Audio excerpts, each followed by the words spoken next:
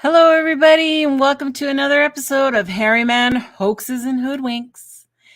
So glad you could all be here. It looks crazy. You guys are just moving along in the chat, and I love every minute of it. Thank you so much for being here. We are going to have a great topic. It is going to go here and there and a little bit all over the place, but that's okay because we're going to have fun with it. We're going to have serious talk, fun talk, and it's going to be a good evening for you. So you guys are lucky this didn't fall on April Fool's because I had all kinds of stuff I was going to do. But I thought, no, I'm just going to, it passed. This is the second. I'm not going to do the whole April Fool's stuff because I was going to post stuff like canceled, no more, I'm out of here, I'm done with this community. I was going to put up a big old post and too much drama, right? That would have been like taking it way over the top, probably. So, yeah, no, I didn't do that. I thought I'd just come and tell you what I was going to do. But thank you for being here. And I'm going to check out the chat first before I bring on my guest. And let's see how far back. Oh, my goodness. I don't know if I can go all the way to the back there. I'm going to start at the bottom this time. Gary Johnson. Hello, Grasshopper. Sharon, so good to see you. And Sandra Piper. Jen is in the house. Uncle Bones. Val, good to see you. Joe, Bigfoot Atheists in the house as well. We have Angel Nolan, good to see you. Thank you for being here. And Jay Fritz, my man. John Ayers, my bro. He's my bro. Okay. And we've got Donald Fuller is in the house. Good to see you. He's on the road, but he is listening. Well, hello there, Donald. And Eyes in the Woods. Hello. Did I miss anybody? I don't think so. If I did, I am really sorry. And I love you all. So welcome to now I got to scroll all the way back down to the bottom. Okay, there we go. Wait, what? You should have set up a show, let us all chat and wait, then never show up. Yeah, that would have been good too if I had done that. Just have it on, nobody there. Oh. What? No copyright on Jen, it seems. You weren't the first one to call her Jen. Oh my gosh. Maybe. Was he? I don't know. We'll see. Anyway, so tonight's topic, it's going to be a little crazy. Like I said, Sasquatch Circus. How many times are we going to talk about this stuff? But you're going to see I'm going to take it a little bit here and there. And it's going to be fun. It's going to be fun. So I am going to bring on somebody in the house.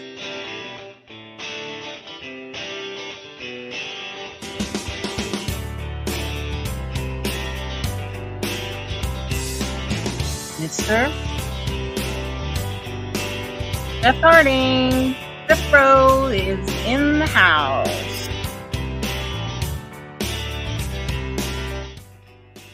I like the new intro music. That's just for you. Thank you. Yeah. I went and I searched. We do have another guest coming on, running a little bit tad late, but that's okay. We're going to get going on our topic tonight. And how have you been? I'm hanging in there. Dodged another late season snowstorm. Here at my home in Sioux Falls, South Dakota, we only got about an inch of snow Friday night, but Doug over in the Minneapolis area and up near my lake home in Bemidji got a foot of snow, 12 inches. Wow. In April. So that's crazy. All the storms, and my prayers go out to that whole tornado alley. Yeah. Pretty serious stuff. You've seen videos of that stuff popping up everywhere of how fast it just came, so fast, and people were barely getting warned and the thing was coming down on them. So if you're in those areas, all my prayers, and I hope you're safe, and if you have any family, take care. So tonight we are going to talk about, if I can click it, the Sasquatch Circus. And it's kind of not what you think. I don't want to make it this ugly thing that we're going to talk about, because I think that when I talk about the Sasquatch Circus, we're talking about a lot of different arenas. Okay. You go to the circus and there's the 3-ring, and they have different acts going on at the same time. That's kind of like what my idea was with this show, is that I think we all have different roles and different, we're all a little bit different, but we're playing to this audience. Many of us are just playing to this audience, and it is a tightrope. It's kind of shaky, it's kind of unstable, but we've all got this path. And that's where I wanted to go with the conversation is, you have all these different routes and areas, rings, that people are participating in. And some are participating in a lot of them, not just one. But it's all for this common goal of discovering Sasquatch. So, of course, we have the biggest ring, okay, in my opinion, are those hoaxers, those hoodwinkers, because they are really, they stop a lot of the other stuff from growing, okay? It does take away from the research, it takes away from the spectators, it takes away from the skeptic, it takes away from all over. And so for me, being I have a channel to do this type of stuff, I'm not going to stop. It's something that I want to bring forward. I want people to always be aware of what's out there. I want you to know about the red flags that are going on. And I don't want people to forget, because we have seen it time and time again where the same things pop up every year. Newbies come in, they pull some pictures, and what do? What do you guys think of this? And this is amazing. And we've seen it before. So that's kind of like where I wanted to go with some of this conversation, and it's going to lead into some other things.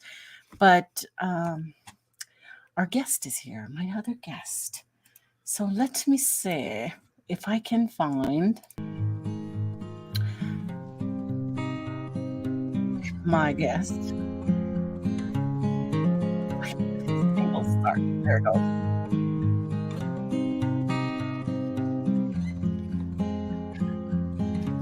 Just wow, that's nice. That's lovely. I made you a nice one. That's nice. Yeah, those are nice, hey Jeff? Okay. No more cock-a-doodle-doo for you. Oh, yay. I think Jerry's used your thing a couple times. It is now, so. But no, that's nice. I'm sorry I was a little late. I tell you, people, in the good book, there's a verse that says, "Do not cease doing good." You can see why you would not want to, because there seems to be so much crap, kind of like you're talking about, that's out there, and how you decipher the two. But The reason why I'm late was somebody just dropped a 41-inch flat screen TV to me with a oak stand, like beautiful. Like I didn't know how to respond to them. I thought, you guys, and then I had 2 people show up yesterday to do my yard work, and I thought, gosh, there's good people out there. Don't let the shitty people distract you from the good people. So exactly, I agree completely. So we were out. That's exactly what I was talking about. Is that we all play this part in our little society community. I know it's very loose that I talk about with use community these days, but my focus on those hoaxers and just giving that education or letting people know, no, this is what we discovered, or this is from a student film back then, and this is whatever have you. We just, I'm gonna keep on being that repetitive little person on the shoulder saying, no, think about this. This is a red The flag. voice of reason. Yeah, thank you. And but I play a little bit of all these parts when I was thinking about all these different roles people play, because I'm the skeptic. I like to critical think. I don't think that's a bad word, because a lot of people are trying to play it out that putting those questions out there is a bad thing. And to me, it's not. On our little group, probably not a lot, but for a huge part of the Bigfoot fam, it's they just want to take things for exactly what they see and assume that it's correct, real, and something for the books, when it's really not. But I also have this role as a podcaster, which I didn't learn. I had to learn that because I didn't realize all the things that came with taking on that role, to include the politics. Okay. I had never had the intention of having that, because I never really did before. I didn't care. I was going to say what I wanted to say, and that was my opinion. But once you come to a venue where it is public and everybody sees in your opinion, things changed, and I tended to hold back a little bit sometimes, all for the benefit of my channel, which is okay. But I don't want to stray too far. I didn't want to be, I wanted to kind of stand out and be something different in the community. So hence, that's what this show's kind of is. I want to keep moving forward. But Curious Scripted, hello. hey, Peter. So what do you guys feel about, the community has all these things, and there's more. I put a question mark there because I'm sure there are people out there who can come up with another thing. Tech. I didn't put tech people in there. I didn't put, other searchers, or I didn't put investigators. I didn't put, there's a lot of that, different type of things people would consider themselves. I mean, what would you consider yourself, Leon? The researcher or a scientist? Educator. An educator. That's another one. I didn't put educator, but we need because it. it's not about like, in order to have any of these things, you have to be educated. Doesn't matter what, if you're going to go into the woo, you're going to be educated about what is the woo, what is the odds, what are the percentages, that unexplained things are happening. All of it. A skeptic is about, there's no sacred cows, and that includes my own. And my body wants to, because my own personal cognitive dissonance, you need to have checks in place so you can make sure that you're on the right side of history. And if you don't have that, the problem is you're going to be gullible, and you're going to accept things that you shouldn't be maybe accepting, and it's not healthier in the long run because you're not actually looking at facts. There's one of the ones here when you were talking about the question mark there, Joe. I was talking to him the other day, and it was funny. Sometimes it's funny when you go to these shows and you just read comments of what people have written down. And so Yeah. I think Scott Carpenter, is he the Nephilim guy too? He's Yeah. a big Nephilim guy. Yeah. So somebody's commenting, oh yeah, so glad you talked about the Nephilim. There's so many people that don't know that. And then below that comment was another comment from another person saying, well, this is ridiculous. Scott Carpenter is crazy and all this kind of stuff. It got nothing to do with the Nephilim. And then they went into a whole biblical, another parody of a different scenario. It's kind of like, okay, you won't accept Nephilim, but you're accepting the other crazy thing. And I said to Joe, it'd be funny to have both those on a show, those two people arguing over something that's both sides are crazy. You know, oh, you're saying you're crazy. Well, it's crazy if you don't know what you're talking about. And it does get wearing of having to have, when you're educating people, everyone likes to have an opinion and everyone likes to think their opinion is correct. Mine isn't correct. That's why I use academics to make sure I know what the hell I'm trying to talk about. And even if I make a mistake, I can come back and say, this is an update. And that's why evidence stands on its own. It's not nothing to do with my idea about it. It's about, if you've seen it, you would say, that makes my head scratch a bit there too, you know? So, yeah. So education to me, since day one, it's always been the primary for me. Education, education, education. It's not about Bigfoot. It's about you. That's right. What you have when you take your first step out into the Bigfoot community is you. So you need to understand how you work, how you operate. Are you fair? Are you gullible? Are you swayable? Are you trusting? And if you're trusting, that's a really important one to realize, because you're trusting, because our only reference point is from our inside out. And we might be good people. We might have a certain way of looking at things. But there's other people out there that don't have your best interest. You don't know that. How would you be able to find that out? And part of the stuff about what you do, Nikki, is it helps me move on, because I can trust your channel. I can trust what you're coming up with. I can trust that you're citing your sources. So I know that you've done your due diligence. So I don't waste other parts of my brain power. It's already brain. It's pretty hard right now with how crazy everything is going.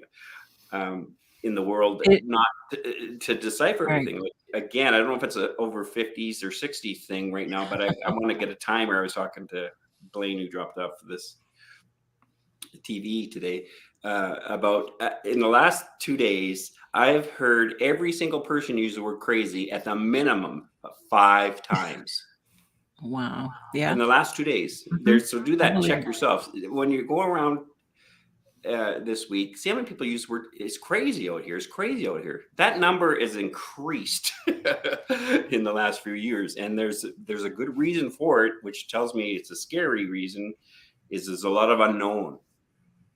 Yeah, I agree. Population. So, we've got a Jeff. Do you want to add on to that, or your own thought on that? No, but Jeff has a unique situation. He went from a pure researcher to a podcaster. Right.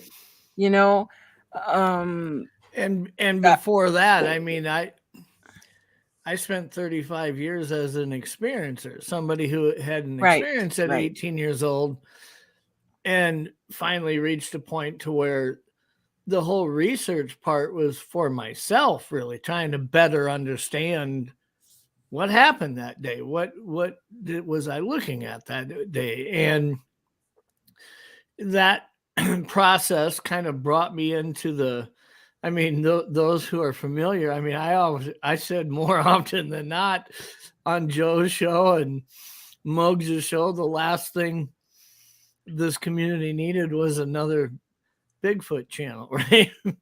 And then I go and start a podcast, just because I felt that there was a small niche in the room that really wasn't being filled. I mean, most of our channels started feeling like they were appeasing to the circus mentality. They were there for entertainment.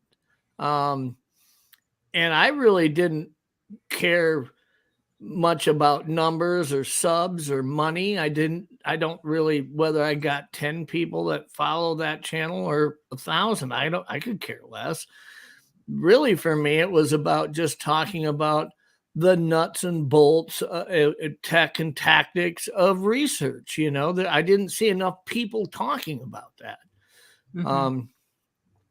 You hear people talking on different shows about, I hung game cameras, or I use an audio recorder. Well, what kind of audio recorder, and how much does it cost? And nobody was talking about these things really. Mm-hmm.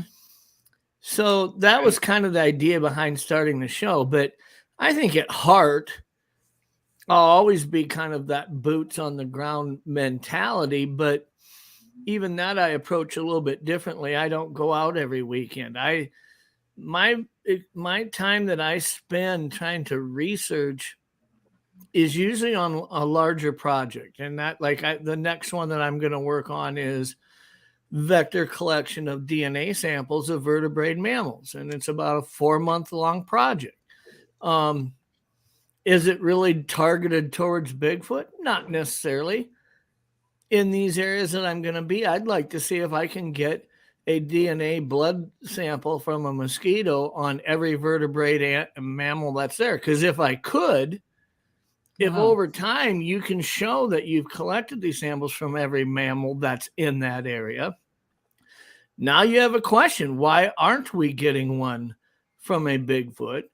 Or maybe you get lucky and do get a couple that are undiscovered, part human, part primate.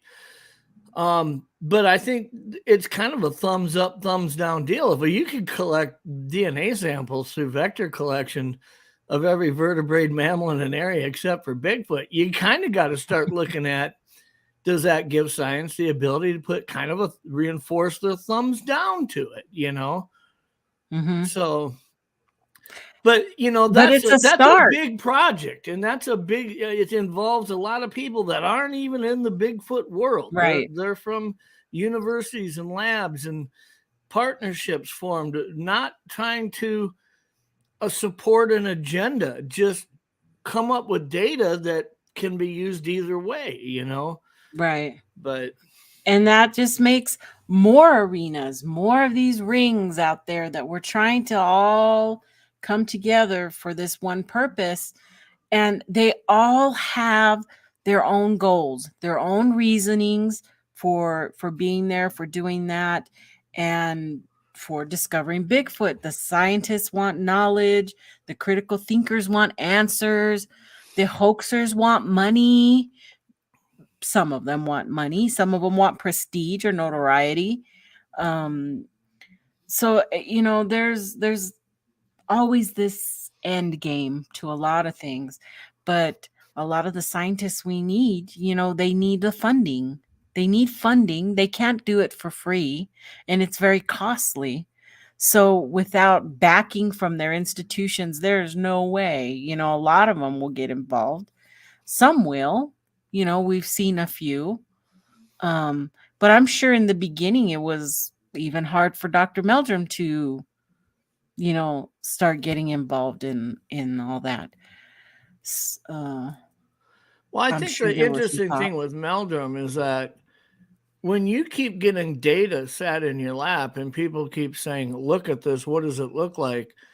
Meldrum never went to go out and start collecting data in order to try to reinforce a belief or a hypothesis.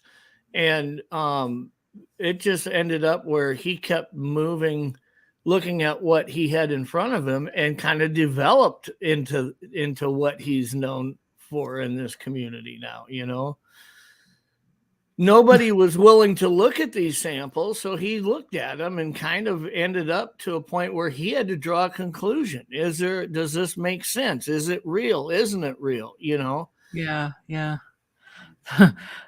Joe says, hell, you got people who say they shot them and the bullets just bounced off them. What chance has a mosquito got? Well, you'd be surprised. Almost every vertebrate mammal has had blood collected by mosquitoes. So the whole idea that, their skin's too thick, that doesn't really make sense. It doesn't.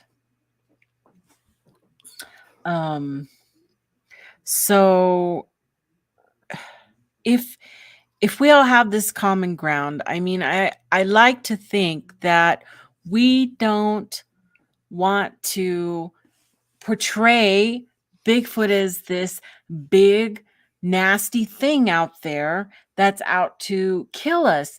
Yet the rest of the world do. You know, why do they do that? Because I'm going to show, when you go and you put Bigfoot up on, Google it, and you look at images, this is what comes up. Yeah. Okay. Ugly, nasty, mean monsters ready to kill you is what comes up. And that feeds the regular people out there. If you pay attention to the data that's been collected and the descriptives in thousands upon thousands of encounters, it doesn't support what you're seeing really at all right now. I'm not saying that there aren't descriptives that are similar to this, but typically it seems to me the people who are out to promote the subject of Bigfoot for an entertainment purpose, or those in the media who have no experience trying to learn anything about the subject, these are the images that they'll use because those are the ones that get clicks. Those are the ones that suck up attention. Right. And I've never seen one. We know what people's accounts look like, Joe's, what it looks like, and many other people who have had artists rendering of their Sasquatch. And I don't know of any of them that kind of looked like this, No, it shows it kind of an evolutionary thing, because remember, like even 10 years ago, they were talking about their teeth were like Tic Tacs, or not Tic Tacs, like square. Oh yeah. And look at all these are fanged. Every one of them are fanged. It's like violent dog man mouse on them, and red eyes, and they're all mad, and there's savagery. You talk about like Joe. He realized it was pissed off, but if anything looked at that kind of stuff, like if I said to you, well, what did it look like? It terrified me. Well, that's a terrifying looking image for sure. I would think I would probably dump in my pants if I saw something like that at me with that kind of scream happening. But that doesn't seem to be the realistic experiences from what the witnesses seem to say. It's like, again, if they were all like this, we would have a lot more dead people out in the bush. That is my point. That's interesting. That's because where I'm going. I think that the portrayal of Bigfoot really is directly linked to the intention of what you're trying to promote in using that in that portrayal. And I'll give you a good example of it. I've never once shared my encounter, whether it was on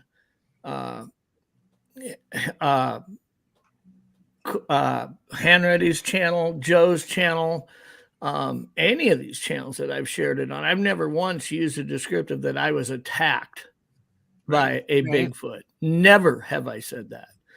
And yet the biggest channel it's been shared on was my Bigfoot sightings, and they recorded it. I had nothing to do with the design of the thumbnail they use or what they even titled that show, but it says attacked by a Sasquatch. And I'm thinking, dude, had I been attacked by a Sasquatch, I wouldn't be here right now.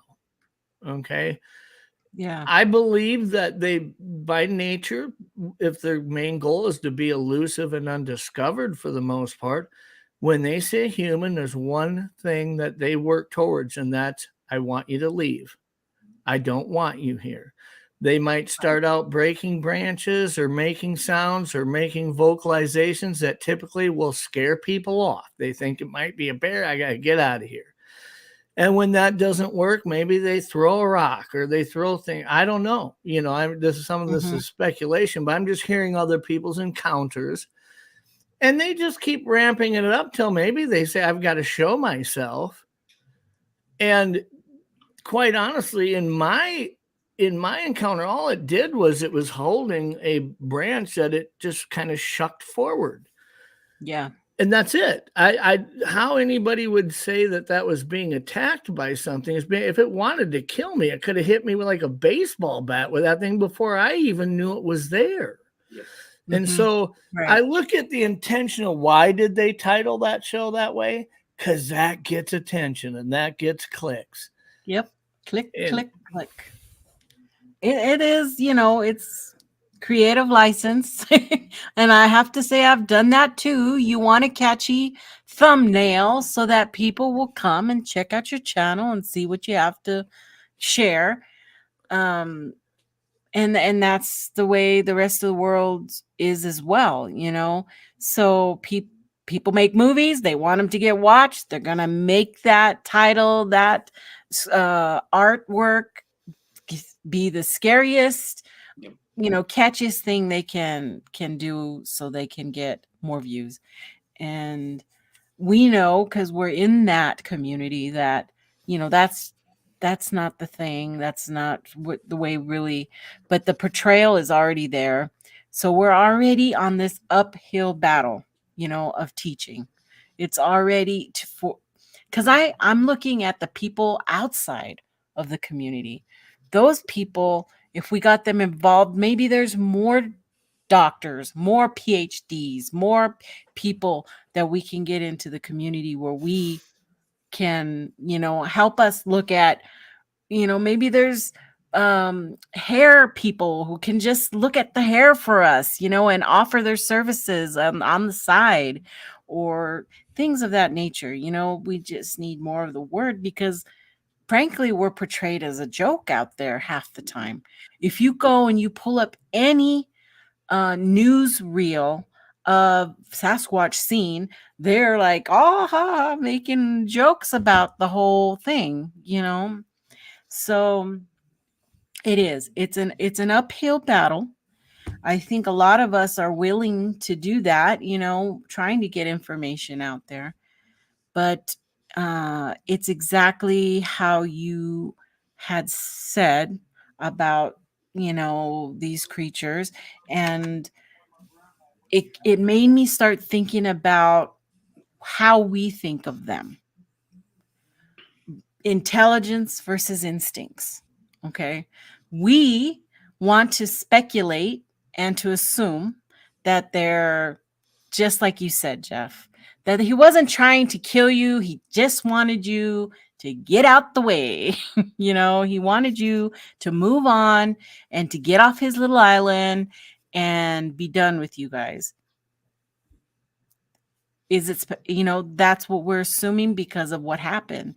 And a lot of people too, because we don't have tons and tons of incidents where people are found with their heads arms chopped off or whatever, or hanging in a tree like a deer. We don't have those encounters.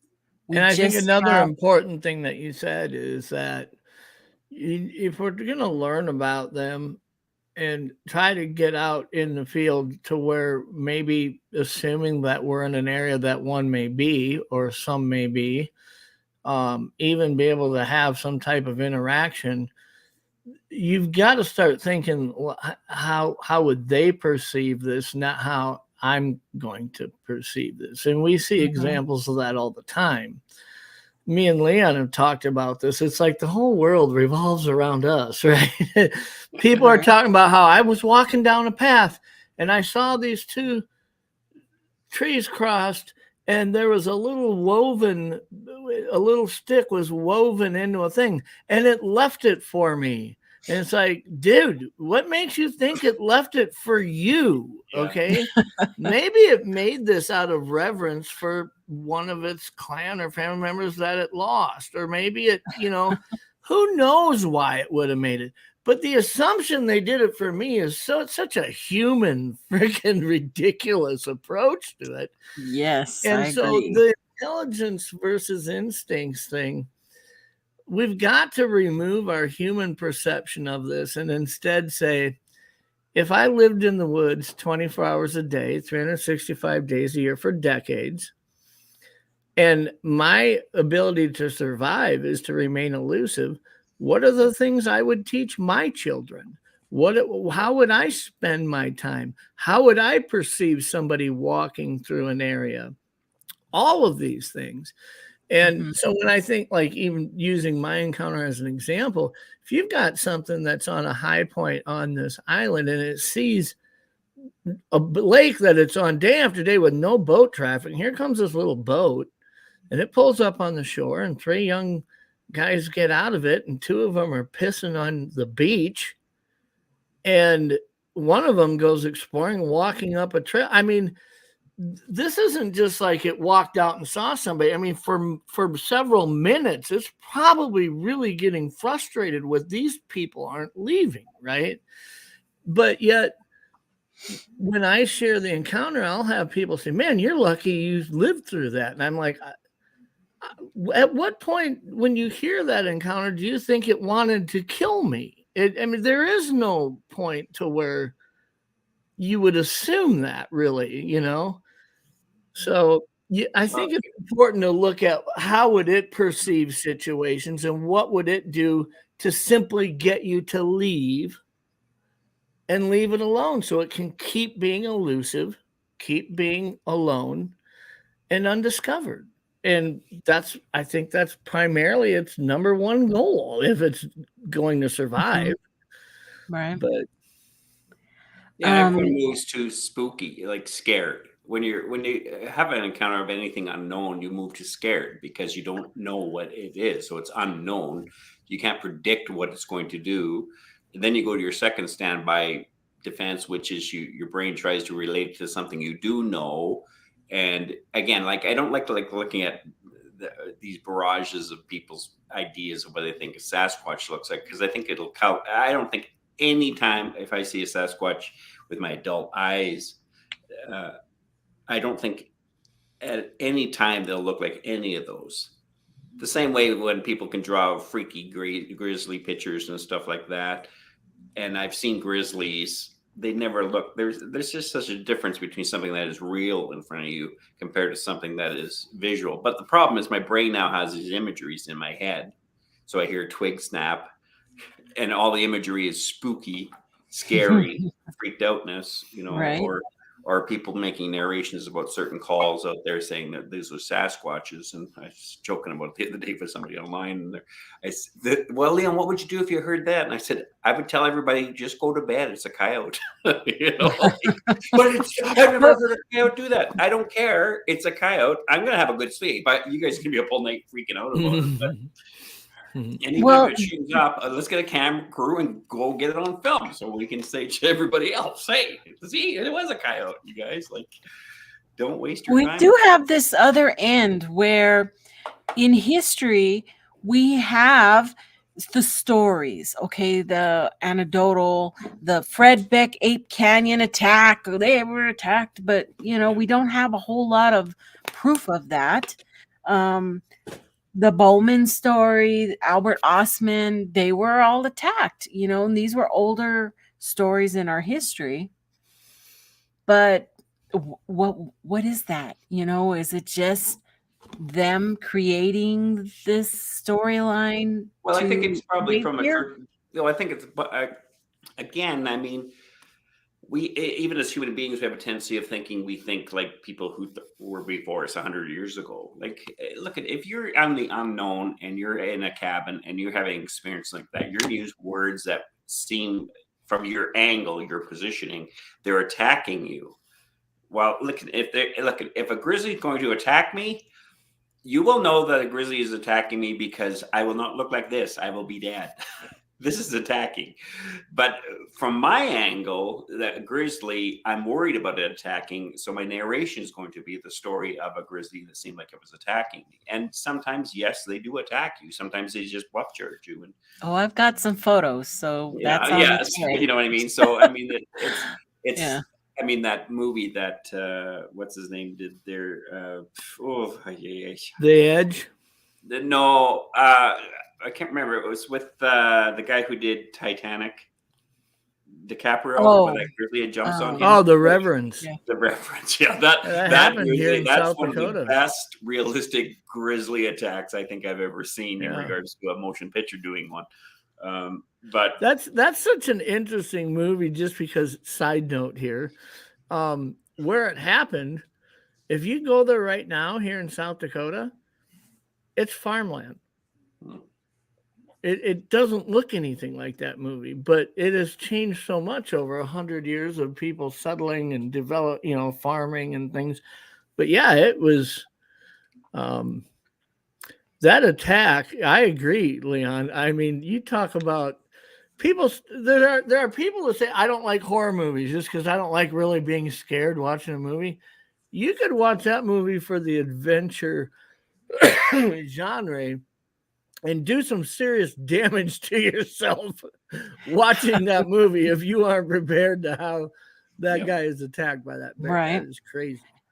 Well, we know that this intelligence, okay, when we're giving it this intelligence because it's elusive. Why can't we find it? It's got to be smart. It's got to know how to hide from us, right?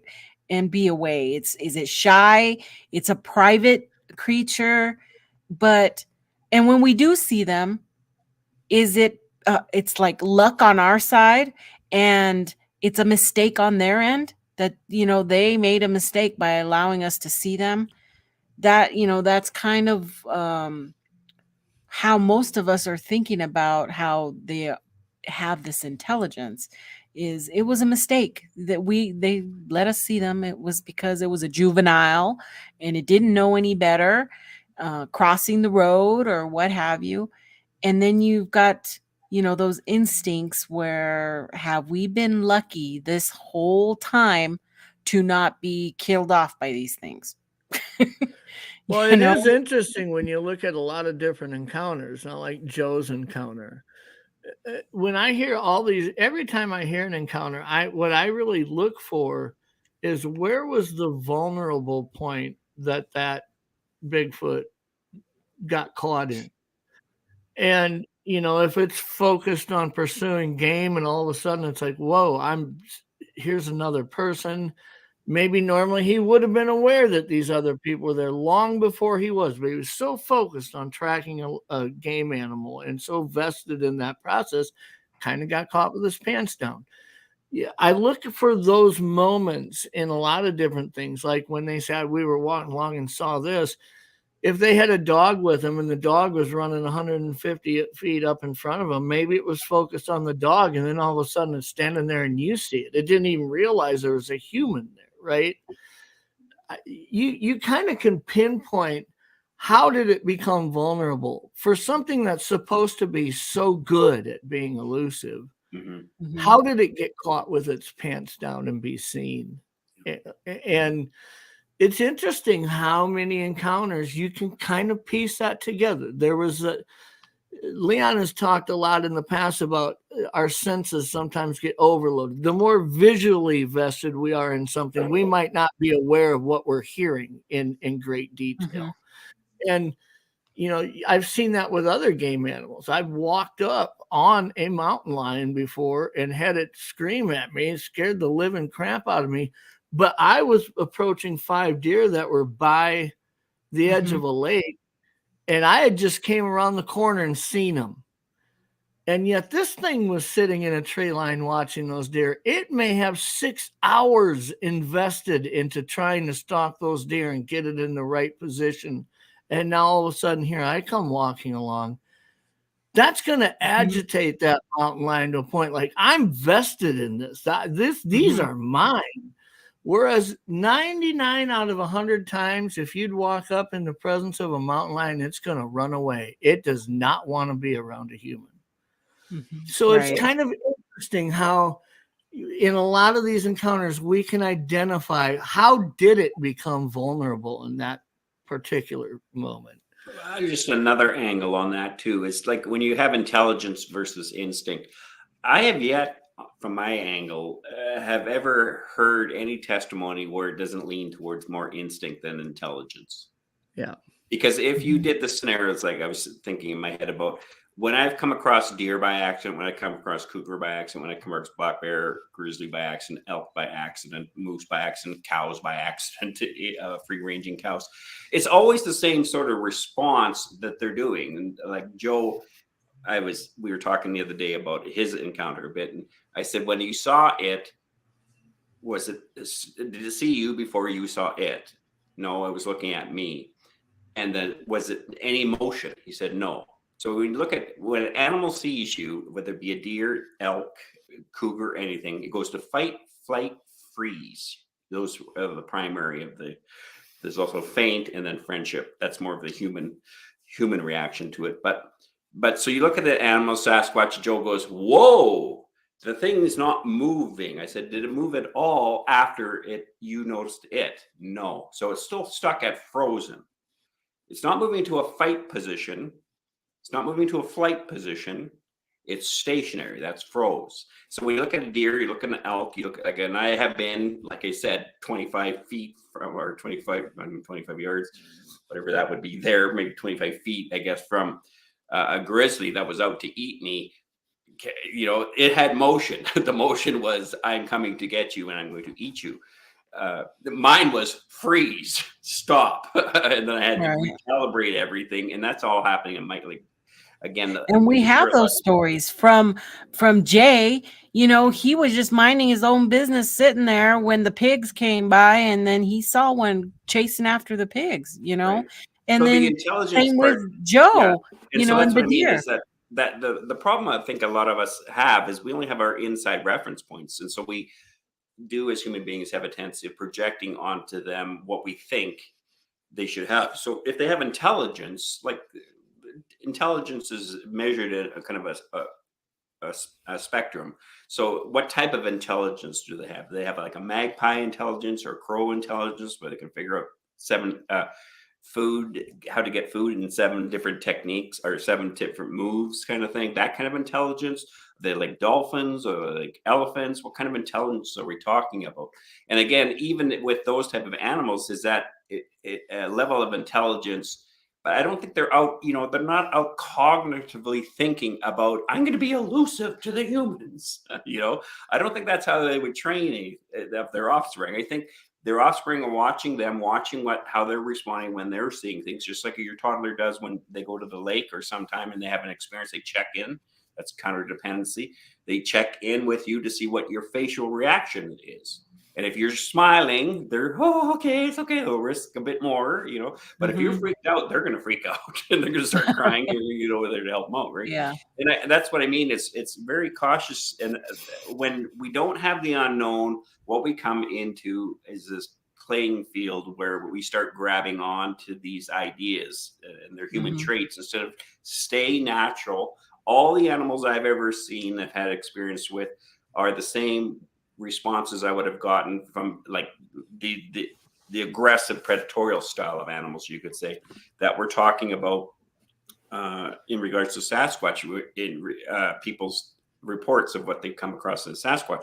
There's no intelligence thing that I have witnessed. This is why I always try to go to the eyes. What are you seeing in the eyes? And I probed that with Joe again the other day. Is one reason people get locked into PTSD because of it is they don't have the answer of what it is. They have an answer, some kind of answer, a framework in their brain. They can move past the event, but if they don't have that answer, they get stuck in the event.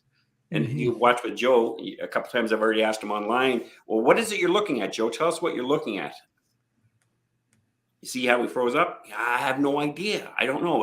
It looked like a blah, blah, blah, blah, blah. Tell me that like as a 5-year-old.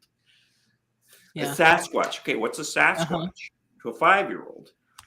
Something that's hairy, a hairy man. And you want to be that basic and to give a person that permission to have that vulnerability to say, I don't know. It seemed like it's so perplexing to me. I knew it was alive. I knew it was a human, or it looked human shaped. It was hairy all over. It seemed. Oh, well, you just described grasshopper. No, I'm sorry. I wouldn't say sorry. That's it. He's their secret Igor in our chats. I'm just saying if he's awake. Yeah, really. Yeah. So I mean, and I think that's the idea about being solid in your own reality to understand that you're born with basic powers. basic powers, meaning the power to see what you see, hear what you hear, think what you think, imagine what you imagine, feel what you feel, experience what you experience. But that's an internal compass where you get the chance to really learn about yourself. When those are fractured in you personally, it makes you very vulnerable in the big game called life out here, because you can't trust what you think, because you've been told your whole life what you're going to think, what you're supposed to feel, how you're supposed to act, how you're supposed to behave. And so you try that on for 40 years of your life, and then you realize, I'm not happy whatsoever. And it's going to skew things, unfortunately. And that's kind of why it's important to really understand that when you're looking at this issue, just take it for what it is. And people have a hard time with that because we want answers all the time. Quit thinking. That's a major problem with the human condition.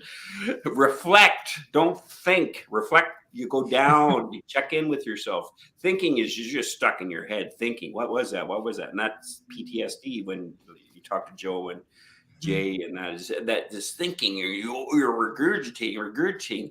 If you're stuck in your head, you can't objectively observe or find out the data you're trying to investigate. And that includes all those scenarios you talked about, whether it be the woo, the scientific approach, the skeptic approach, whatever. Well, when you look at, primarily when I look at big game animals that I have hunted, for a very large part, I can say they all act fairly instinctively the same to different things. They're pretty predictable in how they'll react to a decoy, how they'll react to a call, how they'll react if that wind changes and they catches a scent. Almost every deer, white-tailed deer that I have scared that starts running away, they run real fast for about 50 to 70 yards, and then they stop and they look back. Like, should I be running from this? It's like they don't just keep going. You do that with an antelope, they don't ever stop. They will run for miles. So, different animals are pretty predictable, but yet the way they have a very non-complex way of perceiving things. It's all about survivability. Mm-hmm.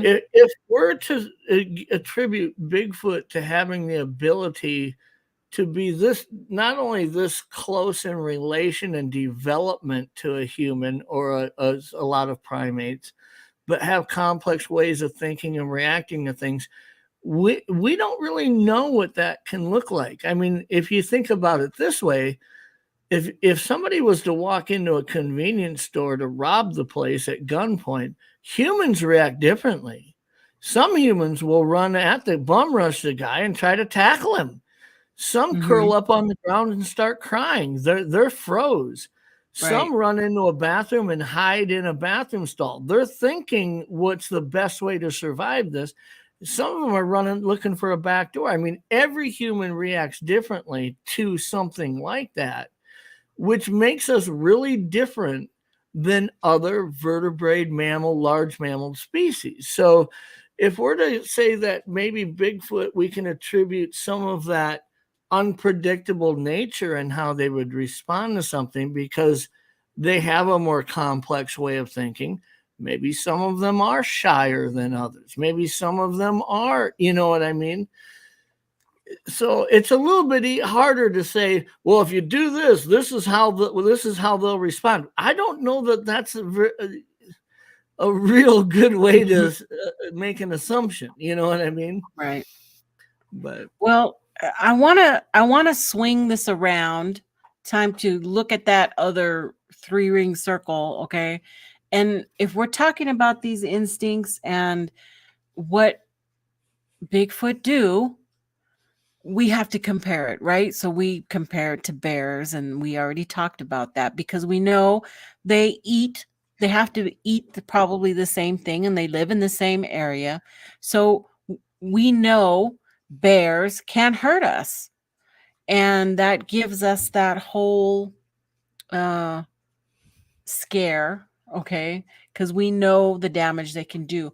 So this next slide, if you are a little queasy and you don't like to see things disturbing, you might not want to look right now, okay? So this is your time to just look away, and I won't keep it up that long. But bears can do damage.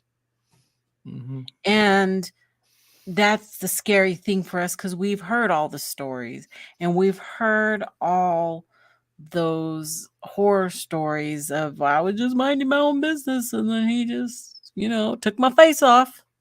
So, and we feel Bigfoot is bigger and badder. If it were to attack us, that we wouldn't survive something like this, probably.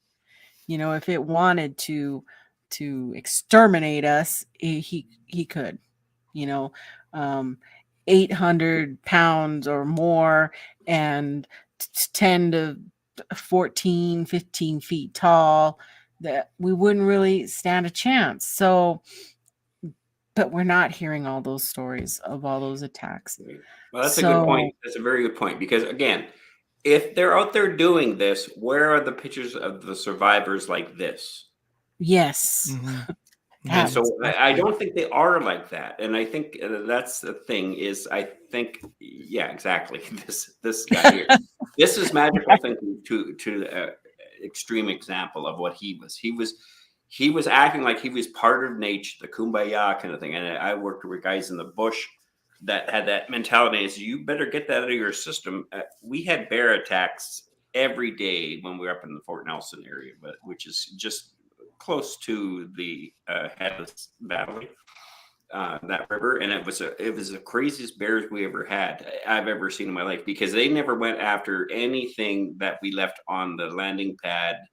In regards to, we had great meals. We had like steaks, chicken, pork chops, all that kind of stuff. You got that basting in the sun all day long for a week solid before we would fly that out. Those bears never touched that garbage. They weren't garbage dump bears. They only came after us alive. They tried to get it in the helicopter. Well, the helicopter was flying in the door.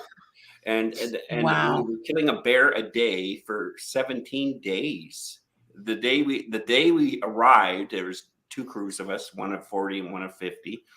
And within 45 minutes of a girl going on her cycle, this is day 1, we're just setting up camp, a 500-pound, this is in the springtime. The bear's head is like that grizzly's head. They were huge black bears too. We're right through that tent after that girl. And it was like that every single night. And no one could sleep. We had gunmen out all night long. And when you heard a crack, then people could fall asleep. Uh-huh. But until that, and that's what I'm talking about, is there's a lot more things out there, I think, that are going to be dangerous to you than a Sasquatch is. And there's none of those photos. I was attacked by a Sasquatch. You hear that all the time. Where are those photos? It took off my limb. It took off my arm. It ripped my face. If they're telling the story, they survived it. So why, did they not have pictures of them in the hospital like this? Especially in this day and age where we all have a phone attached to our hand. Yeah. It's kind of crazy. Well, and think about it. Yep, and you could have the easy of put up videos of people who've survived chimpanzee attacks. Yeah, you have all those photos. Those are primate. So, yep. I don't think if they're out there, they're this kind of thing. I don't think they're more to. I'm not going to overcolor this because I don't know. Okay, right off the bat, I have no idea what people say. Well, what do you think they are? I have no idea what they are. Like you said, I know what a grizzly is, but that doesn't mean I know what they are. I'm not a grizzly expert. And even if there was reports on Bigfoot attacks that carried some evidence of a picture on the backside, well, let me just say this. There's a lot of misinformation out there, even to known animal attacks. And I've been seeing people share graphics of these misleading numbers over and over. Numbers that say, how many shark attacks are there a year? And it'll say like 7. Bullshit. How many people are attacked by bears a year? And this is like 3. Come on. This stuff is not legit. Some of this information sharing is not legit. One of the pictures that you had in that collage of pictures attacked in that bottom right is a pair of wrestlers from that one there in the bed is one of the guy next to him is his friend. One of them, they're wrestlers from I think it's Montana State. They were out hiking, and this was just last year. And one of them was attacked by a brown bear, and his friend like tried everything he could, grabbing stuff, throwing it at it. Finally, was on top of this bear, trying to open its mouth with his hands and stuff. I mean, they went hand to hand with this thing and crawled out of there. You know what? There's stuff like that happening, and for whatever reason, we're just not hearing about it. I can tell you right now in Alaska, there's over a half a dozen of bear attacks a year. And yet you'll see graphics that say 3 people attacked in North America by bears. And come on. So now you got to start asking yourself, if there was a way, if this was real with Bigfoot attacks and pictures of people, how much of it would be reliable? I mean, it just, Right. The photo up, if anybody can't read that, is Timothy Treadwell. He lived with the coastal brown bears and the grizzlies in Alaska, and for like 13 summers. Yeah. But he got too complacent, and they killed him. Wasn't he with his girlfriend? Yeah. It's one of the most harrowing things you will ever hear is listen to the recording of his girlfriend in the tent while he's outside getting killed by this bear, screaming. And then when the helicopters came in looking for these two, they found them both dead. The bears killed them both. But I mean, trying to beat it off with a freaking frying pan and shit. I mean, you can hear him screaming as this bear's tearing him apart. That's right. Yeah, it is absolutely freaking crazy listening to that audio.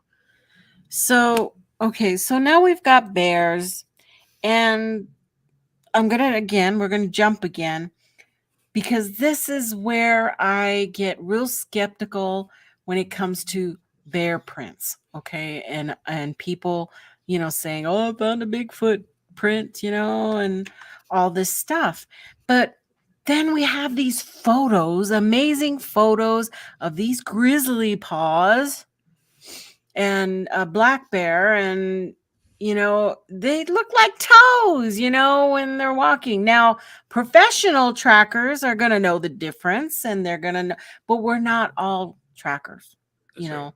We're not. And it takes a lot of training to be able to tell the difference, because even in my eyes, I know that's a pad, in the toes, but grizzlies have that really long claw that maybe sometimes you can't see the claws, on both of these pictures of pads here are front paws.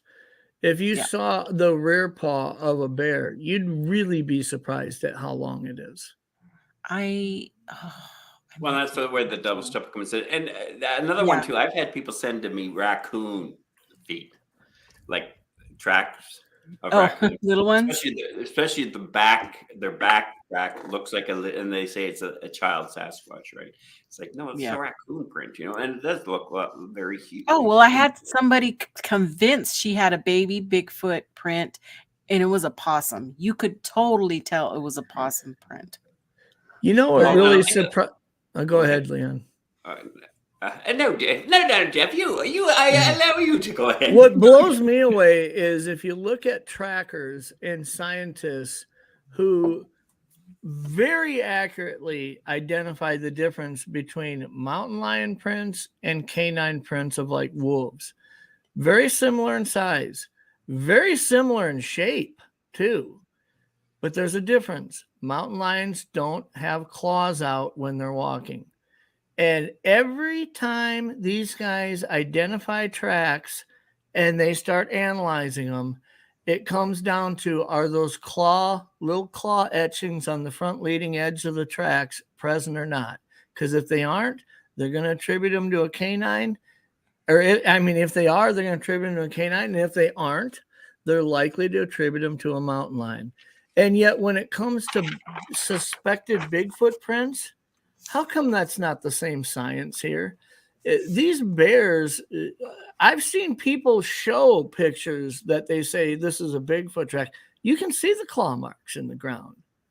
I mean, in most cases, there's evidence that would lead you to lean one way or the other, not leave it a question mark. But yeah, and there's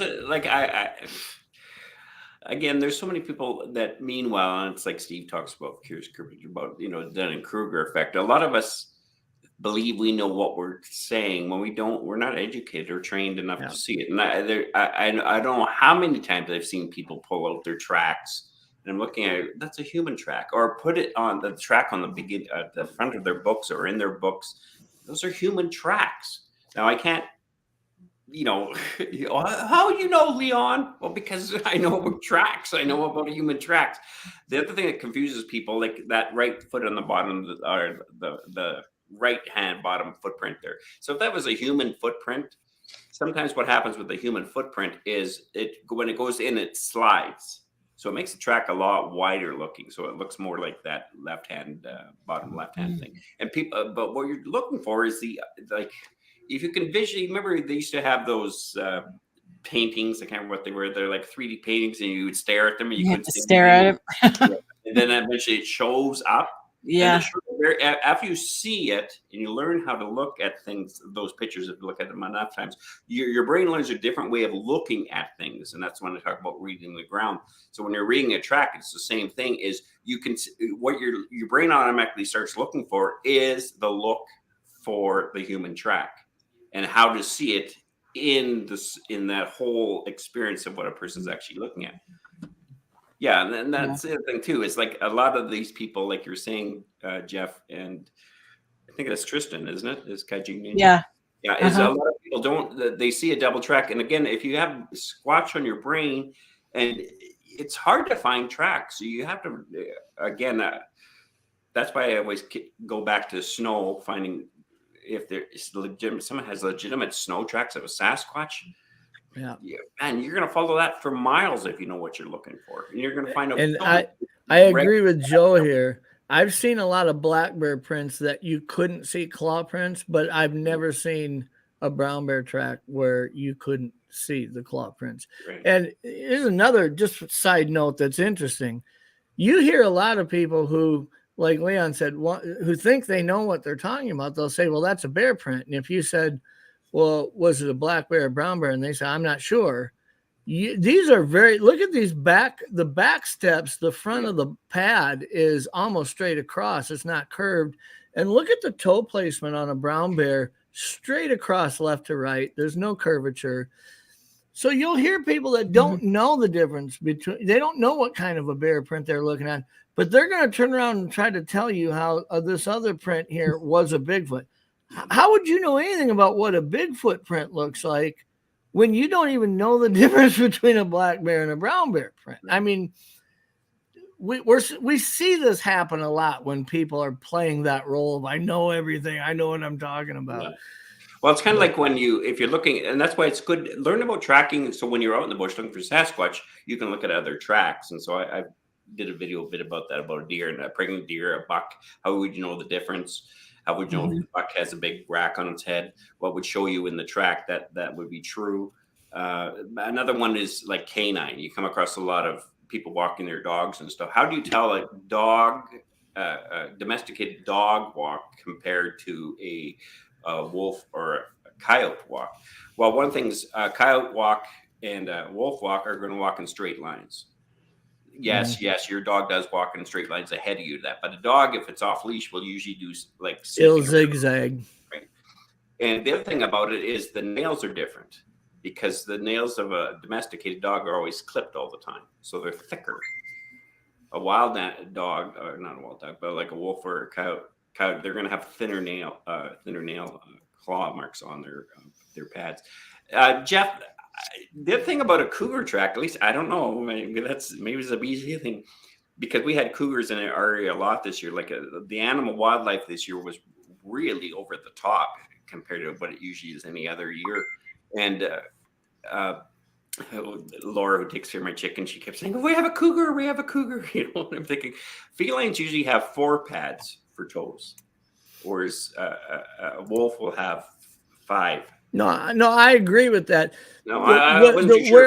Where I was seeing a lot of these discrepancies were laid in snow. Right. I just read this whole article from I believe it was from Montana's DNR, where they were talking about how these snow tracks are confusing to hunters that are trying to tell if they're wolf tracks or if they are mountain lion tracks. Right. Because in snow, it's very hard, in depending on the snow. If it's wet snow, it's a lot easier. But you get 12 inches of fluffy snow, and you don't see the intricacies of how many pads are there.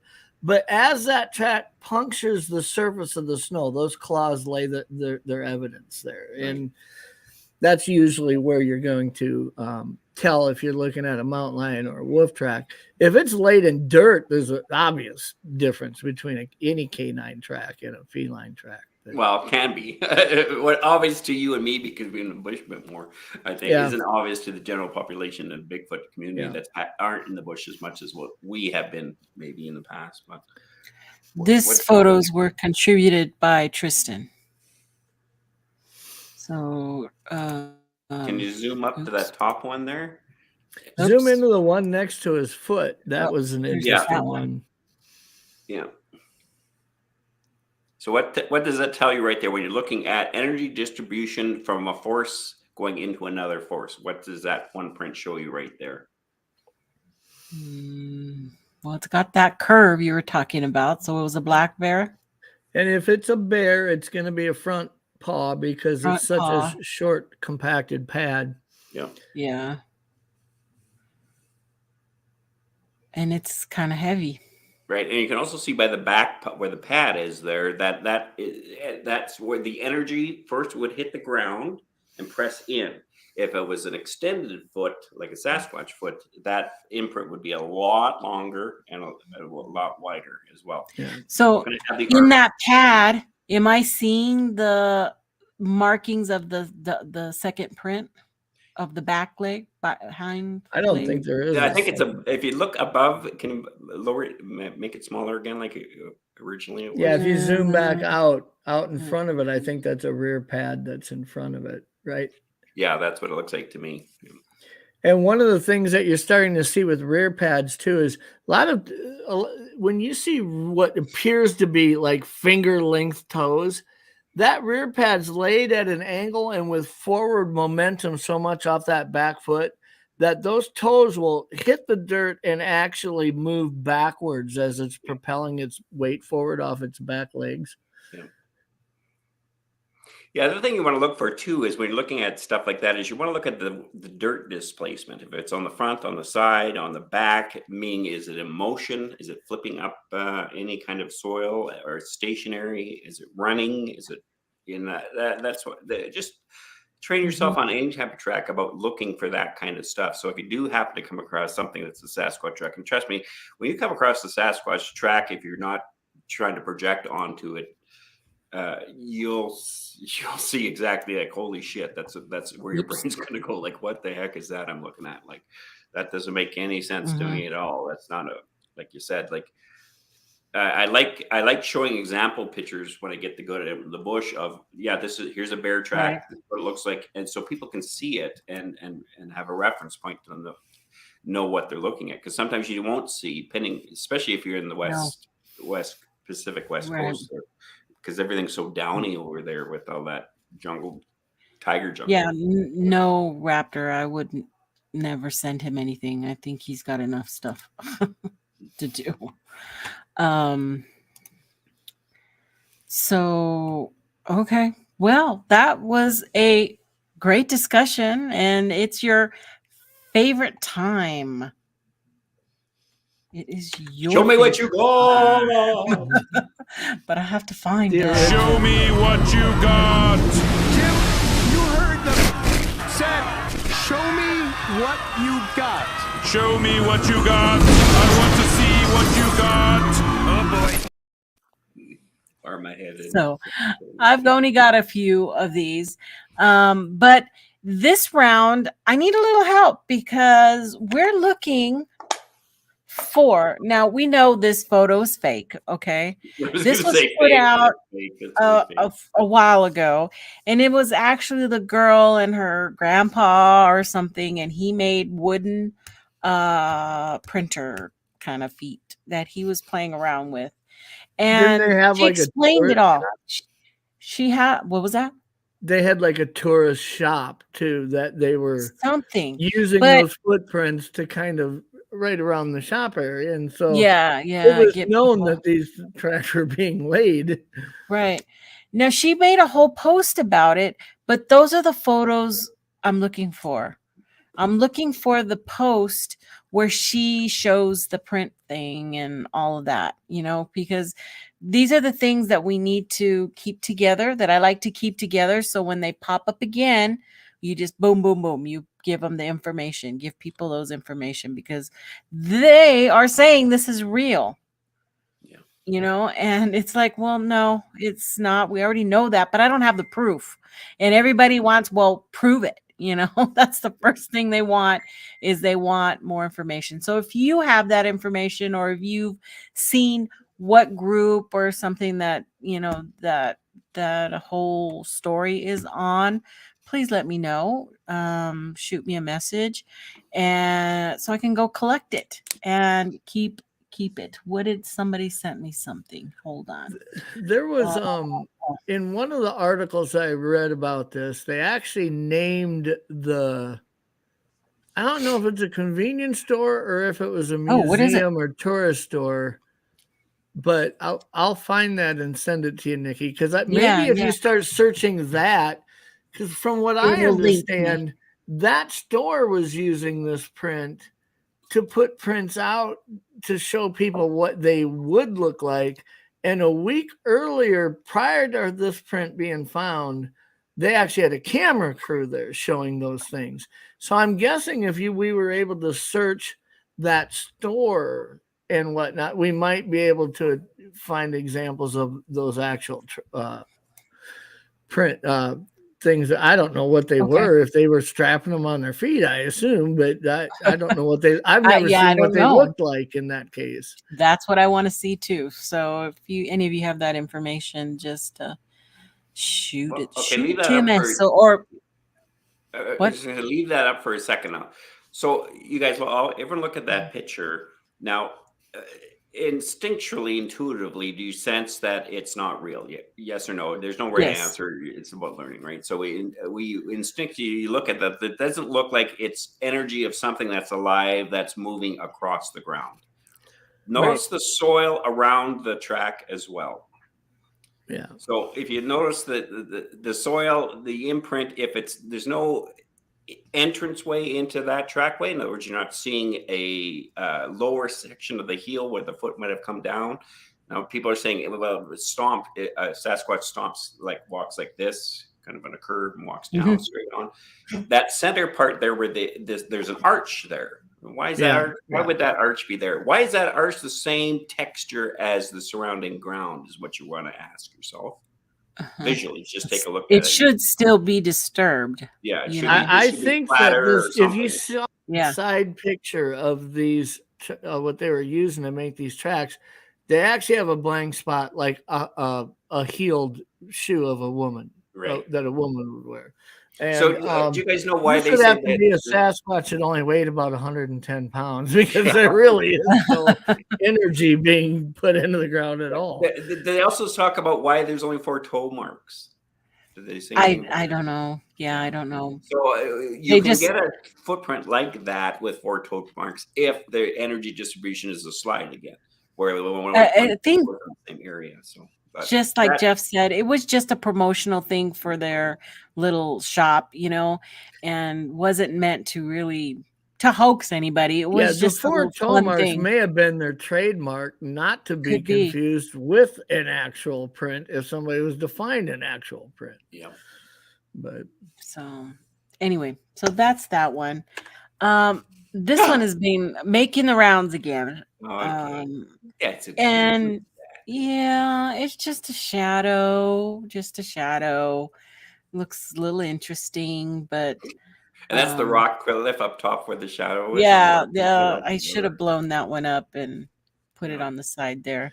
I think if you gave me a 4 or 5 hours on a partly cloudy day just to lay on my back in my front lawn, I could find a cloud formation that probably looks as much like Bigfoot as this one eventually.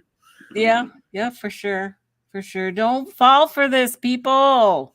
I mean, where's Brent? Brent would call that one adorable. You know, those two down there drawing. Just adorable. Well, like a little heart. Is there a little heart on the hand on the one holding the little baby? Oh yeah, it is holding a little hand. She's not carrying that baby properly. She's not supporting the head, and you know, she's strangling it. Yeah, poor thing. Yeah, arrest her. Yeah. Child and Bigfoot this one I don't think is old, but it's out of Oregon, and I haven't seen if Brent is on here yet, and I don't know if he's has any news, or maybe Grasshopper or Tristan knows anything about this photo out of Eagle Creek. So I don't know if it's real or not, or somebody, you know, on the other side there. It looks interesting. Looks small to me. It does look small. But I'm just putting it out there. It's something I haven't seen before. Yeah, I would say that from this picture, you really can't accurately deduce that this thing would actually be standing versus kneeling if it was real. Right. Yeah, you can't. Well, other than I think the torso looks small. You know, it just doesn't look right proportions at all. Again, there's no before and after picture. Yeah, no, there's never any. Would be. It was authentic. Yeah, there's nothing. There's nothing attached to this other than it was taken at Eagle Creek in Oregon. And they used red felt, so that tells you it's a fake right there. They should have used red felt instead of black and yellow. What I appreciate most about the pictures, I just want to grab a fly rod and walk out there and do. Yeah, totally. Fishing, really, to be honest with you, looks like a really good spot. Yeah, it does. Coming around a narrow point, and that far edge looks like it's got some depth and shade. Okay, no fish talk on my show. Anyway, next, the floating head is back, people. I don't know why people would want to even share something like that. It really doesn't. But it's bad. And I'm not saying that maybe they were out there and they saw movement. Okay, but they don't say any backstory. You know, it's just I found these when I got back and this is what I saw, and you know, is usually the story. They don't even see it live. They see it afterwards when they're combing through all their video and they pull out something. Yeah. So I think if you randomly took pictures of a tree line, you could find something that is just as convincing as this, to be honest. You're such a doubting Thomas, Jeff. Well, I mean, absolutely. You know, here's the thing. I look at pictures like this, and Nikki brings up a really interesting point on perhaps it doesn't capture what they actually saw. If they actually saw this when they took the picture, I often say that with what I consider to be fairly bad pictures that were shared in the 168 documentary. You know, it's easy to look at the pictures, say they're inconclusive, they're grainy looking blobs and this and that. Perhaps it looked way more realistic than the picture represents. And so I have to give it that, I have to put a little bit of leeway there to say pictures aren't always going to capture what you're seeing with your naked eye. However, I don't see where anybody, if they weren't seeing movement, like Nikki has said, would look at this tree line and say, I got to take a picture of that. You know, now right. If there was movement there that made them focus in on that, they take a picture of it. The picture doesn't display anything that looks really that convincing. But if that thing was moving, maybe it would be. If this was even a 3-second long video and you saw movement, you might look at that subject differently. So, yeah, you might. We got another submission, another footprint coming in from the Howler. Oh. So let me pull it up here. Here we go. Ooh, can I make that bigger? Let me see. Where am I? Boom. No. I can't make it any bigger. Ooh, I can't. That's as big as it's gonna get right there. Off the just at first glance, without even looking at the shape or the definition on the edges of the print, the one thing that I feel like is absent from this is a different energy that would define separate toes away from in other words, the energy it looks like it took to make the print doesn't look like that same energy would have been applied at where the toes were. If there were really separate toes, it just seems like they would have been defined better. But I don't see nothing. You know, it's hard to tell from a picture what the density of the substrate that this is standing on. That's what I was thinking. It's too bad there's not other prints. So that's probably the clearest he had to work with. It's really hard to make a call on that one. It looks wet. It looks a little greasy or muddy, but yet that doesn't necessarily mean that you would leave a significant print with normal energy in it. So, well, my brain wants to fill in a footprint there. That's a pareidolia part of your brain, right?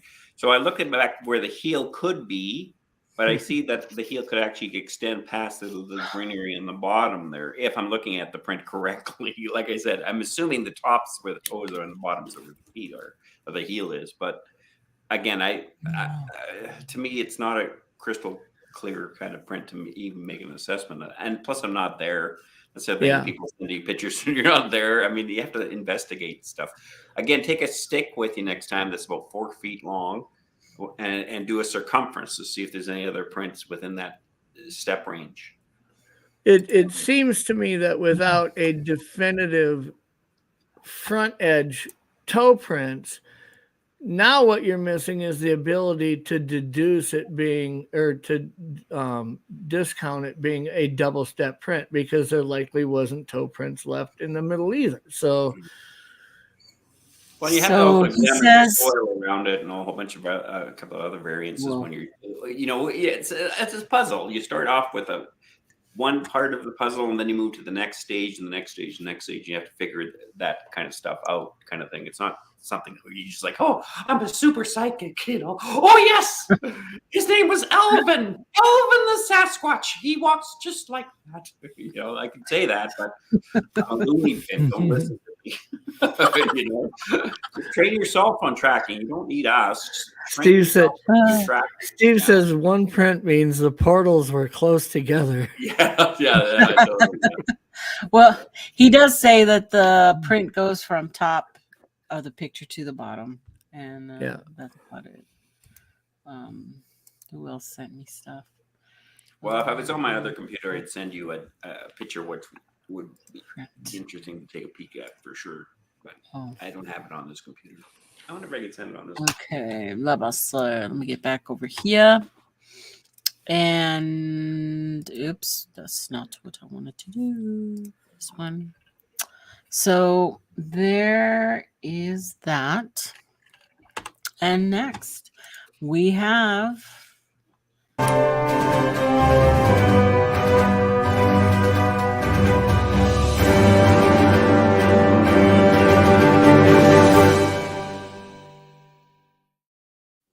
Bigfoot in the news today. We have Out of the Sun.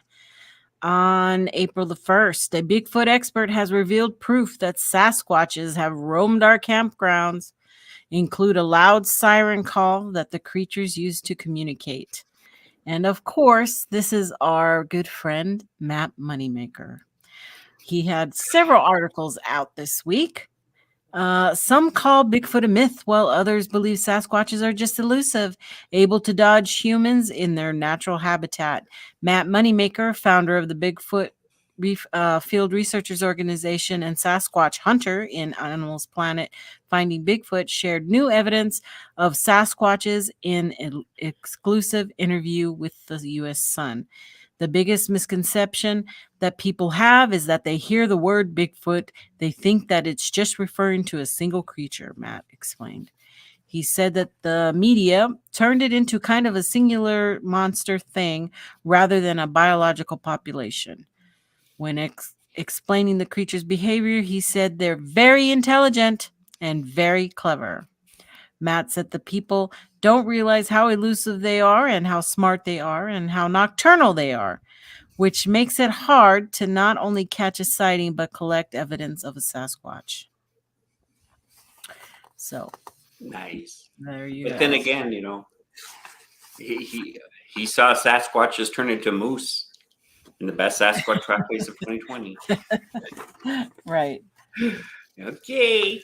Whatever. He claims to also have seen the 2 Sasquatches in eastern Ohio back in 94. Is also something he always. You know, the other thing too is like I this idea that people only think it's one Sasquatch. I have never come across anybody who thinks it would only be one Sasquatch. I don't know where that narration comes out of, but maybe you guys do. But who would think that? People who aren't into Bigfoot at all. They even do. I mean, if you look at you know, the wolf one, whatever it is, there, the Sasquatch wolf guy. The dog man. Yeah, you know, like no one's thinking, oh, there's only one dog man walking around. You know, there's only one. You know, and that description there that Matt Moneymaker talking to the press, just put the word squirrel or chipmunk there. No one's ever seen them. They're very elusive. You can never find them. You can see them, but they always run away. You know, they're. That's like, next we have Newsweek, Tech and Science, mystery of creepy mummified monkey mermaid solved after CT scan. Yeah, I was hurting for news, so we're going to do it for this. And what did they find? The true origins of a strange, creepy, mummified mermaid have finally been discovered after researchers comprehensively analyzed the creature. The mummy, which has been housed at the Inju-in Temple in Asakuchi City, Japan, for many years, is around 1 foot long and as hairy, monkey-like upper body, a scaled fish-like tail, and pointy teeth. According to a note on the box, it is stored inside. The creature was caught off the coast of modern-day Kochi around 1740. This is the CT scan. A team of researchers at the local University of Science and Arts used surface observation X-rays and X-ray CT scans of the mermaid mummy to analyze the creature and determine if it was a real animal without destroying the specimen, according to the translation of the research report. They also carried out observations with optical microscopes and electron microscopes, fluorescent X-ray analysis, DNA analysis, and radiocarbon dating was carried out on the microbes that had fallen off the mermaid mummy. The strange monkey mermaids is said to be a ninjaro, which is a fish-human hybrid in Japan's mythology. Several similar specimens have been found across Japan and are housed in various museums and temples around the country. There are 2 main types of mermaid mummy poses. One that looks like munches screaming. I don't know. And the other that crawls. Under the CT scan, the researchers found that the creatures had no skeleton at all, bar a single jawbone. They also found that the upper body of the coated in pufferfish skin, and the lower fish tail was the skin of a croaker fish. The hair of the creature's head is a mammal hair. Its jaw is that of an unknown species of carnivorous fish, and the nails of the fingers are animal keratin, possibly horn of some type. type. Inside the creature's body was only cloth, paper, and cotton, and the body was coated in a substance made by mixing charcoal powder and sand. And the head was gypsum. The radiocarbon dating, however, came back that the creature was note claiming that the creature was caught in 1740. It was actually assembled in the late 1800s. So he's kind of ugly. All kinds of hoaxers out there. Jeez. They were kind of ahead of their time with their special effects ability for 1740. Yeah. Well, I don't know, the fish mermaids were coming out quite a bit. We have one in Banff. It's been there since the 1800s, I think. Crazy. So crazy. But here's one for you. Here's a trivial question for you guys. What? You know, they always talk about, like Catholics always, they have these sacred parts of people's bodies and stuff like that at churches. Yes. You know, this is the thumb up, you know, Peter, Paul, whatever. Here's one for you. They have a part of Jesus's body. Can you guess what part that might be? At the Vatican, you're saying, or no. Well, I mean, at the Vatican, you know, they have those sacred things, you know. Where I'm just wondering when you say they. I'm just curious as to. Yeah. So what? Remember, Jesus was rose from the dead, you know, and all that kind of stuff. He's not here anymore. I would say if any Catholic organization had what they claim to be part of Jesus' body, that by the end of the day at sundown, the Vatican would have showed up and taken it and. Well, that's what they did. So that's why I'm asking the question. Okay. So to give you a clue, Jesus was Jewish, remember? So what part of Jesus' body? Oh, his foreskin. Yeah. So they have his foreskin. You know how many Catholic sacraments of Jesus' foreskins out there? 7 different churches claim to have it. Oh, wow. It's like, wow. It obviously was the Lord of that. Wow. We have seven foreskins. I think, oh, really, you guys? Like, really?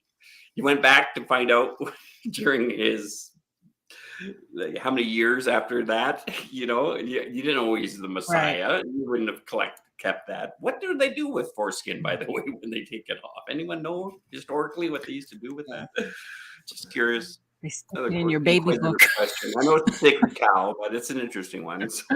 They stick it in the baby book. Anyway. Is that what it is? Oh, nice.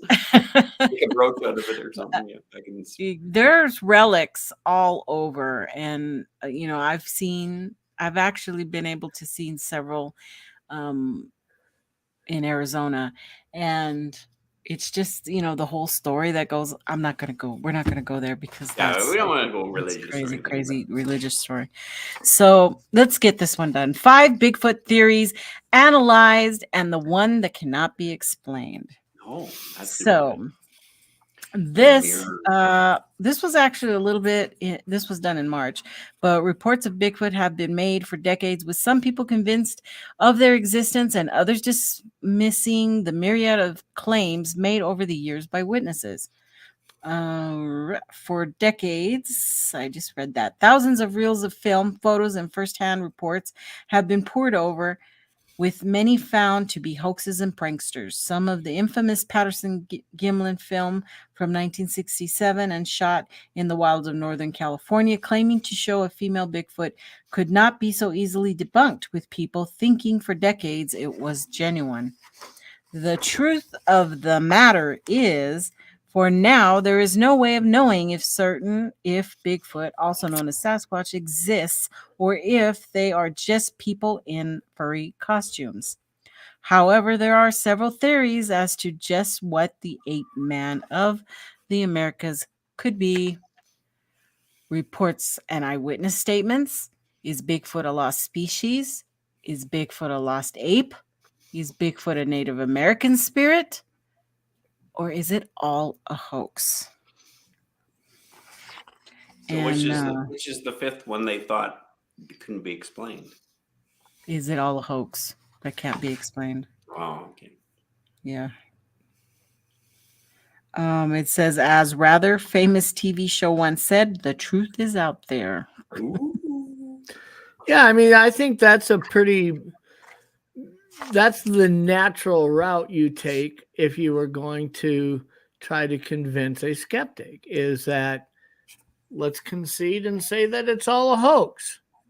Now we have to go and try to dispel all the things that have been brought forward as to being part of that hoax. And I don't know how you do that with, centuries of depictions on cave walls, tens of thousands of encounters.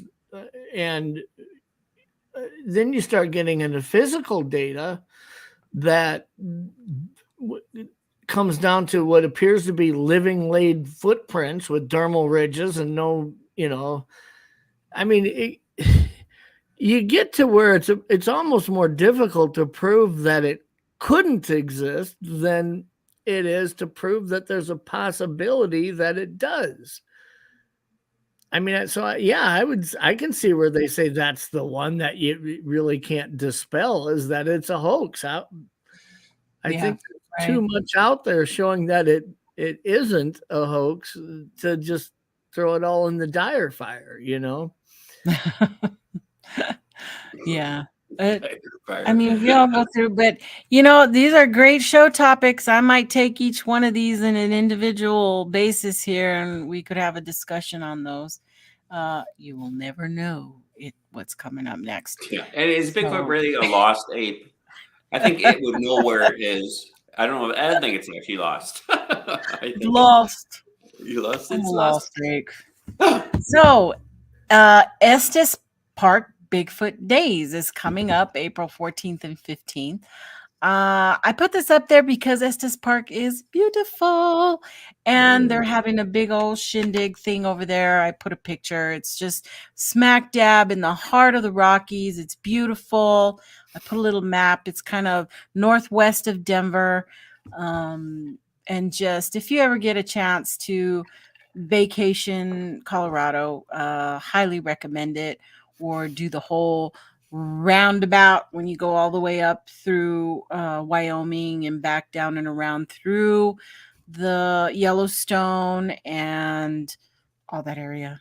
Highly recommend you do that before they don't let you go into parks anymore. Who knows?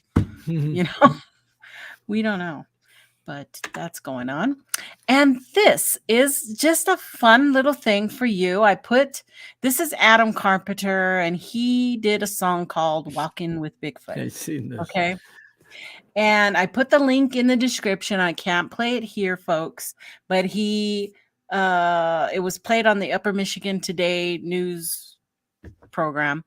But it's kind of a cool little song. So I thought I'd share it with you so you can hit that link in the description to watch that song, to listen to that song. It was just a fun thing. Now, next we have the Be on the Lookout. Time to be on the lookout for Matt Larson taking measurements of a big Bigfoot.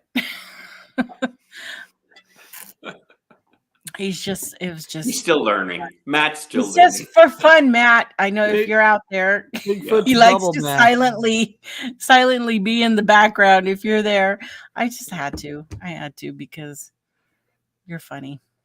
And again, I am mentioning Karik, the Catskill. What is the Catskill Adirondack Research Coalition what's the C? I don't know what the last C is. Universal. I have a 1-minute spot in it, people. Go watch this one. Oh, wow. I have a whole 1 minute. So go watch it. That's all. And now for my Oh, I was just wondering if you're doing plugs, if you're in British Columbia, Merritt on May 13th is having its first Sasquatch conference. I will be speaking. Thomas will be speaking there as well. So there's a plug for the Canadians if you happen to be in BC. You're not doing anything on that. sticking to the circus theme, you are the author of your own story. If you don't like where this chapter is going, it's okay. Start a new one. Exactly. It's okay. So what do we have going, Jeffrey? What's going on for your show tomorrow? Boy, that is been my $64,000 question to deal with this weekend. So, I know. Evidently, last week on one of our shows, from what I understand, after some deep diving in, one of the shows mentioned the C word. And another, not the C word that is on George Carlin's list of words that you can't say on TV, but the C word as it relates to an illness. We'll just put it that way. And we can't upload this week. So I'll be doing coffee time tomorrow morning, and it will be on Facebook. If you go to Untold Radio on Facebook, you'll see the event page and all that. We'll be broadcasting. You can get in the chat there and comment.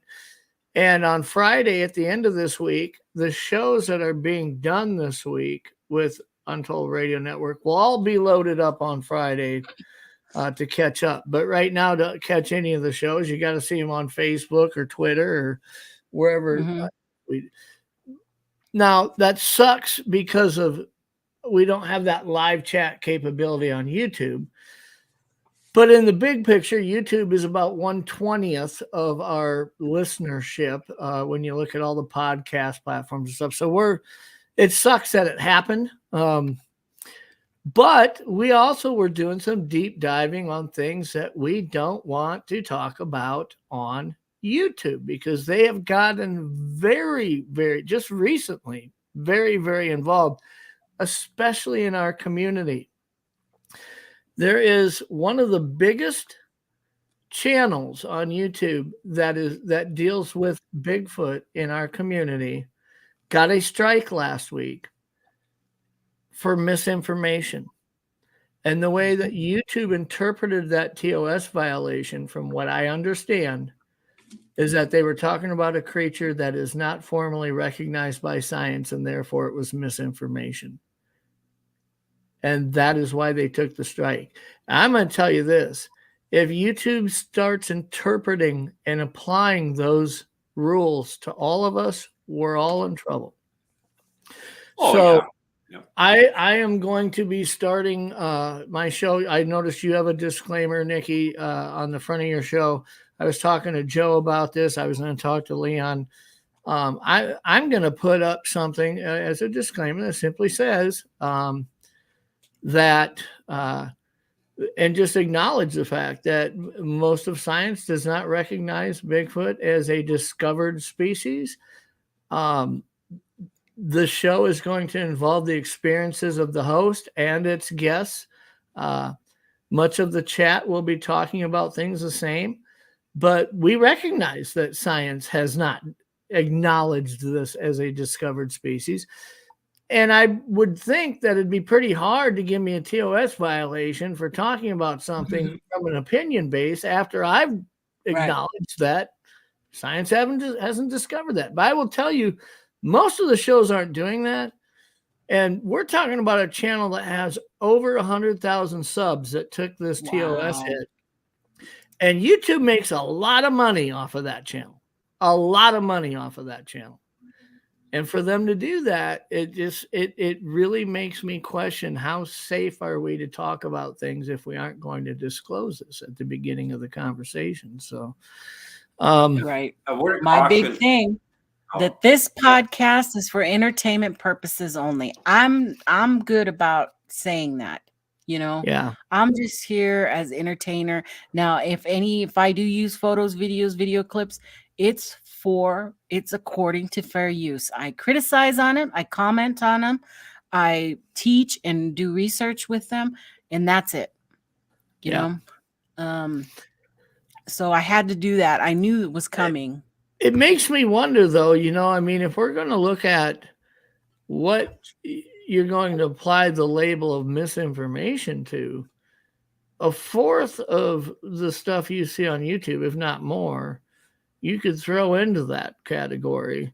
I mean, people who are talking about the Loch Ness Monster, or people who are talking about anything that isn't aliens recognized by and all science. that stuff, every paranormal orbs, everything. I think it depends on what your channel set up. I would have more of a problem, I think, than you guys, because I think you guys are under the entertainment, right? Whereas I am. I did move mine to entertainment. Channel, so I know a lot of people tried to put the education on there, but no, I strictly put mine as entertainment. Yeah, and so as entertainment, it's different. There's a lot more latitude. Yeah. But as education would go, again, but you're right. I mean, how are you supposed to talk about anything educationally, even if it's a hypothesis? And I don't even think it's, the Bigfoot topic. There's a real debate been going on over the last 50 years or 60 years as whether or not they got string theory is a valid discussion in regards to quantum physics. And they've poured billions of dollars since they started looking at different theories in quantum physics, and some of them aren't panning out, and there's a debate now happening in the academic world about, this is not true, and that we're missing the formula beginning part that we've all been told is something there's no there, and that's what they're finding over the last 50 years. And so that's I think the other problem is that we have an issue with there's no consistency in how these TOS rules are applied. If they, and I'm not saying that they do this, so let's preempt that. But if they were to look at Pine Island Research, say who's the host here, look at my Facebook, look at my Instagram, whatever, get an idea of politically where I lean or however they want to label me, they might choose to apply TOS violations differently to me than they would to somebody who doesn't share those views. And I think, I'm not saying that's happening. I'm just saying I think you're very naive if you think that they wouldn't do that, because I think they certainly could if they wanted to, and their butts would be covered. I guarantee you, your lawyers will never be bigger than Google's or YouTube's or anybody else's. So. Well, the thing too is you're not dealing. It's a programming system that is putting out these strikes. It's not people looking at. In some cases, it is, but we've been all talking about the latest in that word that we're afraid to say now because we might get banned just by saying that. But the algorithms, again, a lot of this stuff is electronically producing these strikes. And, get a chance, if you get a chance this week, just go online and type in on YouTube, other channels having problems and see what comes up. And what you'll see is the algorithm or the programming system that's behind the algorithm is being selective. And they're trying to negotiate here's a great example of it. Russia just came up with its big, thick, what Russia's all about and all that kind of stuff. And the funny thing was they used Chat GTA or whatever it is. Yeah. To make out this formula to print this thing out. And the guy who's a Russian, I've been following since the Ukrainian war thing happened. He says there's something about this that makes me wonder, and then he's talking about how they used the Russians to come up with their own thing. They used that programming to come up with this thing, and the narration is so over the top. Russia loves the world. Russia's equal. They just care about everybody. And this Russian guy's reading it saying, "This is not Russia." He says this has got to be that Chat GTA or whatever it is. So, and that's there's a lot of changes coming down the pike that we're not ready for, and that's one reason why they had a 6-month ban on. We need to really reflect on AI and how it's operating. So, well, this is the really interesting part to what happened to us last week is that without saying the word to tell you, one of the hosts had recently been diagnosed by a doctor as having this and has been suffering from it for about a week and a half. And simply was asked by the other co-host, "How are you feeling? I know you have had blank. And he said, I'm feeling much better now. I was diagnosed with it, tested positive. It's been about a week and a half. I'm back on my feet. We're not talking about medical advice. We're not talking about bad-mouthing it. He's simply stating that I was diagnosed with this and I am now better. And that's it. Yeah. That would be like me saying I saw my doctor and he said that my diabetes, but one of the things I could do to help it would be this, and me getting flagged for that. I mean, how he was diagnosed by a doctor that suffered from it himself and simply said, I'm better from blank now, and picked up a TOS file. This is absolutely ridiculous. Yeah. Well, it's like there's a channel I've been watching called what are they called? The Enforcer. And it's interesting because they started off with covering the war over in the Ukraine and stuff like that. And they had noticed that they had to change the vocabulary. So they couldn't say bomb. They couldn't say anything that you would describe as a war. So they have to say, oh, look at those Russians are sleeping down there. Oh, look at those little droplets going down there. They had to change all the terminology for the military stuff and all that because they got hacked by the government, or not the government, sorry, that's conspiracy. They got hacked by YouTube last week where they literally had to pull off their server. These guys are programmers too. They were trying to combat the attack that was coming from the algorithm. And they had to literally shut their show off, and they've been running for 400 and some days, almost every single day, 2 hours a night. And it's just amazing. And that's the thing is what's coming down the pike. It's going to change a lot of things. And YouTube is the next TV. That's what they're shooting for. Mm-hmm. Yeah. And if you have under a certain 100,000 subscribers, you might as well down the road. And I hope nothing we've talked about will get Nikki's channel in trouble here. But I mean, I think we've been careful to portray it accurately. But just to give everybody an idea of what's going on. I mean, these are things that who would have thought a couple of years ago as a podcaster that you'd have to be worried about these things, right? Yeah. I mean, this is ridiculous. Speech police. For sure. Hey, guys. It's just crazy. Anyway, go ahead, Nikki. Go ahead. I know. I'm going to bring it to a close so that we don't run too much over for Steve's show. Thank you guys for being here. I appreciate the conversation. It was a good one. Thank you, Jeff. Thank you, Leon. Welcome. It was a pleasure. Everybody, thanks for coming. If you can, before you leave, hit that like button. Leave me a comment. Let me know what you want me to talk about. Maybe I can. Maybe I can't. I don't know. We'll see. We'll see. And check out the show, Jeff's show tomorrow morning. Yeah. I don't know yet if I'm going to do a show tomorrow night. If I do, I might just do it on my old channel. That way I don't have to. Yeah, I think you should just do it. Anybody wants to report me on my old channel for saying the wrong word, I won't be offended, but Okay. I love you guys. Have a stellar week. Love ya.